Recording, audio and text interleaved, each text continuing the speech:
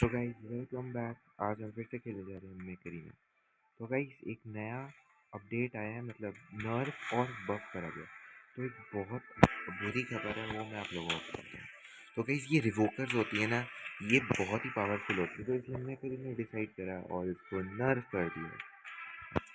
भाई ये इतना तगड़ा वेपन होता था, अभी उतना तगड़ा नहीं रहेगा, क्योंकि अब इसका डैमेज जो है वो थोड़ा कम होने वाला है, 15 to 20%। और इसका ना एक इम्प्लांट होता है, जैसे इसका रेंज है, रिवोकर 6 का रेंज है 30 मीटर्स और ऑप्टिमल रेंज ही 20 मीटर्स है। तो इसका मैक्स रेंज बहुत कम है, और 30 मीटर तक जैसे मैं मारने जाता हूँ ना, तो बड़ा लो सा डैमेज होता है।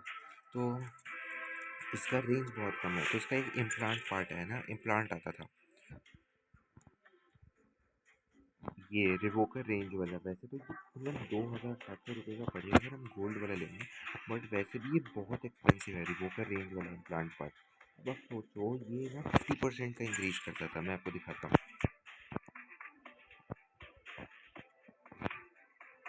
नहीं, अच्छा हम इसको चेक नहीं करते क्योंकि हमारे पास नहीं, पर आप देख सकते हो कि ये हमें ना एक्चुअली में 50% मोर रेंज देता था।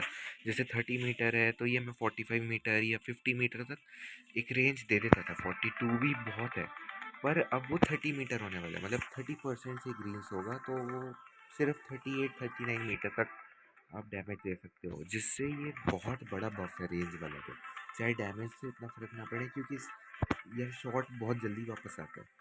और दूसरी एक अच्छी खबर है, देखो भाई, बहुत सारे बफ भी करे इन लोगों ने, नर्फ करा तो साथ इन्होंने बफ भी करे। तो वो मैं आपके साथ बफ दिखाता हूँ। जैसे ये है गेट क्रैशर।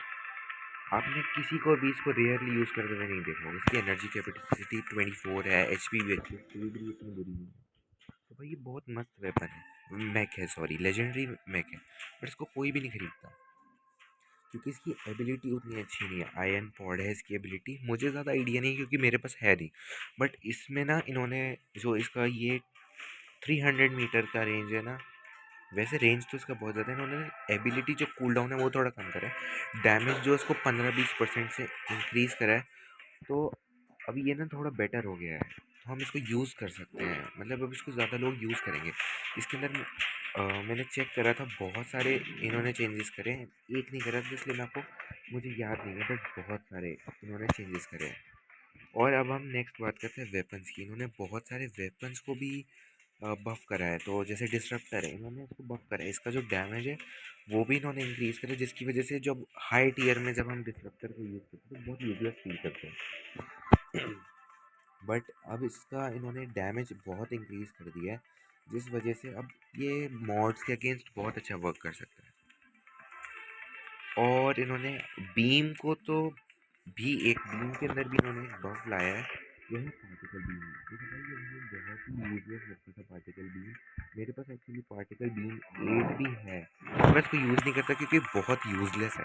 इसका जो आयोनिक चार्ज है वो, उसका भी डैमेज इंक्रीज कर दिया, और इसको बहुत अच्छा बफ मिला, इसका डैमेज पर शॉट भी, और इसका रिलोड स्पीड है ना, वो 3 सेकंड से इन्होंने 2 सेकंड कर दिया। तो ये इसके अंदर चेंजेस होने वाले हैं, अभी नहीं हुए हैं। तो शायद से 1-2 दिन के अंदर ये प्रॉबली इसको भी चेंज कर देंगे। तो ये भी अब शायद से हम मिड रेंज के अंदर यूज कर सकते हैं। हाई टीयर के अंदर तो ऑब्वियसली अब ये ऐसा वेपन बन सकता है जिसको हम ले सकते हैं। मैं तो कहता हूँ इसका प्राइस भी थोड़ा कम ही कर दो, बहुत महंगा है, इसके लायक है नहीं वैसे ये। और अब हम बात करते हैं क्लोज क्वार्टर्स की। तो हमने पता ही है रिवोकर्स में इन्होंने बफ करा है, नर्फ करा सॉरी, बट इन्होंने इसके अंदर बहुत सारे जो वेपन्स हैं उनको इन्होंने बफ करा है। इसको तो नर्फ कर दिया, अब इसको बफ करा है इन्होंने। रिपीटर, भाई मेरा पर्सनल फेवरेट, बट इसकी प्रॉब्लम ये है, इसकी रेंज भी बहुत कम है। ये देखो 20, कितनी रेंज है, 15 मीटर की तो इसकी रेंज है। तो जिस वेपन की रेंज इतनी कम है, वो इतना एक्सपेंसिव है, और भाई इसका डैमेज भी इतना कम है, तो इस वजह से बहुत यूजलेस फील करता था। बट इन लोगों ने इसके अंदर लाया, इसका डैमेज बढ़ाया गया है, डैमेज पर शॉट बढ़ाया गया है, फायर रेट बढ़ाया गया है, और इसका रिलोड स्पीड भी थोड़ा सा कम कराया गया है, और डबल डैमेज चांस भी इन्होंने शायद से 18% कर दिया। तो नाउ इट्स रियली क्रेजी। भाई तुम इसको अफोर्ड चाहे ना कर पाओ, बट मैं इसको भी कर सकता हूँ अफोर्ड। रिपीटर 6 तो नहीं लूँगा, बट मैं रिपीटर 10 ज़रूर लूँगा। भाई ये क्रेजी वेपन है, मैं कसम से बता रहा हूँ, ये अब क्रेजी होने वाला है। मैं इसको ज़रूर से यूज़ करूँगा रिपीटर। अब तो भाई इन्होंने स्टेटमेंट दे दिया कि इसको यूज़ करें। और इन्होंने एक और बफ करा है इसके अंदर, हाउलर, हॉलर जो भी इसका प्रोनाउंसिएशन है। इस वेपन को भी इन्होंने काफ़ी वो करा है बफ, इसका जो डैमेज है इन्होंने इंक्रीज़ करा है। और आई गेस इन्होंने कुछ खास इसके अंदर चेंजेस नहीं करे, शायद इसका रेंज बढ़ाया होगा, बट मुझे इसका याद नहीं। इसके अंदर अभी चेंजेस और होते रहेंगे, इसके अंदर अभी कंफर्म नहीं है। ये बाकी सब में कंफर्म था, इसके अंदर कोई भी कंफर्म नहीं है। भाई हमारी स्नाइपर्स वैसे ही सेम टू सेम है, गाइडेड में आते हैं। तो गाइडेड में भी इन्होंने कोई चेंजेस नहीं करे, आर्टिलरी में तो क्या ही चेंज करेंगे, बैरेज में भी कोई खास चेंजेस नहीं। बट इन्होंने सप्रेसर और हेल्प फायर ये दोनों जो है ना, हमारे 6 और 7 आइटम, ये भी बिल्कुल सेम इन द सीन हॉलर की तरह। इनके अंदर अभी कुछ कंफर्म नहीं है, जैसे डैमेज पर शॉट, हेल्प फायर का इंक्रीज होगा, ऑप्टिमल रेंज तो नहीं चेंज करने वाले लोग, बट ये थोड़ा बहुत रिलोड स्पीड वगैरह सब चेंज करने वाले हैं हेल्प फायर के अंदर।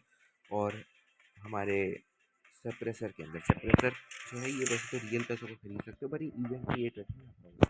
तो इसके अंदर भी बहुत सारा वो होने वाला है, क्या कहते हैं, बफ्स, और इसका वो डैमेज बढ़ाया जाएगा और डैमेज पर शॉट भी बढ़ाया जाएगा।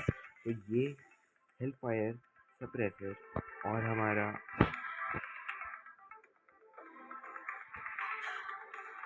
हाउलर, तो भाई ये वो 3 वेपन्स हैं जिनके अंदर अभी भी चेंजेस होने बाकी हैं, वो कंफर्म्ड नहीं है, तो वो होते रहेंगे। तो अब हम बात करते हैं इसके एडवांटेजेस और डिसएडवांटेजेस की। जैसे पार्टिकल बीमेट है, अब इसका एडवांटेज ये है कि अपने प्राइस को थोड़ा थोड़ा तो जस्टिफाई करता है, पूरा नहीं करता पर थोड़ा थोड़ा ज़रूर से करता है। तो हम इसको यूज़ कर सकते हैं मिड गेम्स के लिए। और डिसरप्टर अब हम इसको हाई टीयर पे यूज़ कर सकते हैं। जब हम इसको मिड टीयर पे यूज़ करते हैं, भाई क्या ही वेपन होता है, अनरियल। बट जब हम इसको हाई टीयर, जब मॉड्स वगैरह आते हैं, तो ये थोड़ा फीका पड़ जाता है। अब ये वहाँ पे भी बहुत बढ़िया लगने वाला है। और ऑब्वियसली मैं रिपीटर की बात करूँगा, अब रिपीटर भी काफ़ी यूज़फुल होना चाहिए, और उसमें मैं चाहता हूँ और बफ्स हों, बट इतना भी बहुत है यार। मैंने वैसे भी रिपीटर 10 खरीदना है, और मेरा प्लान ये होगा कि मैं सर्विस पे लगाऊंगा रिवोकर 8 के साथ। एक रिवोकर 8 हम बेचारे की छीन लेंगे। तो गाइज़ आज की इस वीडियो में इतना ही, हम मिलते हैं अगली वीडियो में।